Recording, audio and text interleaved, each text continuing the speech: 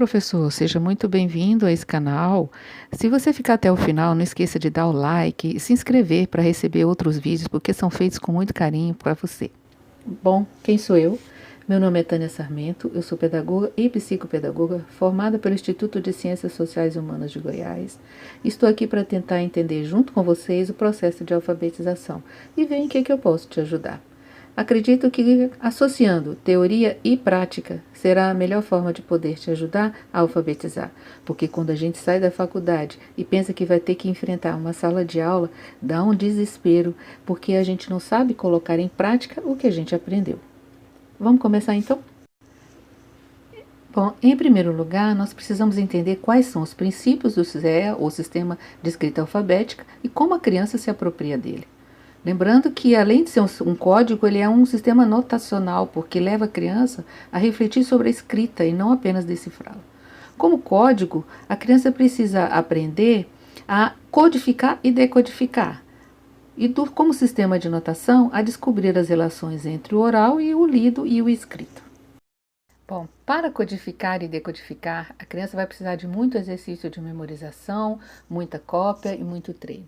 Para notar, a criança vai precisar se apropriar do sistema, interiorizá-lo e refletir sobre ele. Codificar significa a capacidade de transformar os sons da fala em sinais gráficos. Decodificar significa a capacidade de transformar sinais gráficos em sons. São processos opostos. Além da codificação e da decodificação, os processos de análise e síntese também são muito importantes que acontecem no cérebro. Os estímulos auditivos e visuais fazem com que seja possível compreender o nosso sistema de escrita, onde a fala representa um som. Então, a leitura das palavras de um livro, ela só ocorre pela junção destes processos. No processo de análise, as palavras são decompostas em sílabas e posteriormente em fonemas. E na síntese, os fonemas são agrupados às sílabas e depois agrupados às palavras. Crianças que não dominam este processo terão dificuldades em fazer os arranjos das letras para formar palavras, e não conseguindo nem compor ou decompor essas partes. Para escrever, nós precisamos ouvir a palavra e identificar que sons a compõem e sequenciá-los.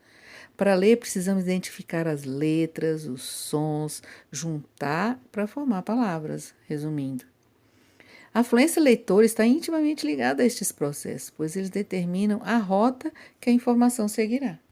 Se o cérebro do seu aluno priorizar a rota léxica, a palavra conhecida será lida com muita facilidade, porque a rota fonológica já foi feita anteriormente e a palavra ficou guardada no seu vocabulário mental. Deste modo, o indivíduo vai ter tempo para poder gastar com a atenção e a compreensão, já que não precisa codificar e decodificar novamente. Porém, se a palavra for nova, a decodificação volta a ser acionada. E como as crianças pequenas têm um vocabulário bem reduzido, essa rota léxica não será tão efetiva e a criança vai acabar lendo silabando, o que vai dificultar a compreensão da leitura. E no processo inverso, o cérebro do seu aluno utilizar com prioridade a rota fonológica, ou seja, ele vai transformar cada letra em um som e depois juntar as sílabas e as palavras, o que vai ser prejudicado nessa rota vai ser a compreensão. O problema na adoção desta rota é que no início da alfabetização são introduzidas as palavras regulares, onde cada som corresponde a uma letra, né? E só depois é que se trabalham com as irregulares. Assim, quando as crianças encontrarem estas palavras, elas vão ler ou escrever como aprenderam. Vamos dar um exemplo como por a palavra táxi. Ela pode ler taxi, porque ela aprendeu que X corresponde ao som de X. Podemos concluir no que vimos até aqui que não existe um método correto para ensinar e que o professor precisa mesmo é descobrir um método que ele domina, que ele acredite na concepção de educação como notação ou como código. E como o ensino deve ser sistemático, que haja uma metodologia embasada em conhecimento científico, que haja uma sequência didática para aprendizado e onde se possa avaliar os objetivos alcançados.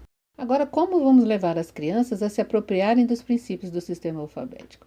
Primeiro, vamos entender quais são esses princípios, né? Escreve-se com letras que não podem ser inventadas, que têm um repertório finito e que são diferentes de números e de outros símbolos.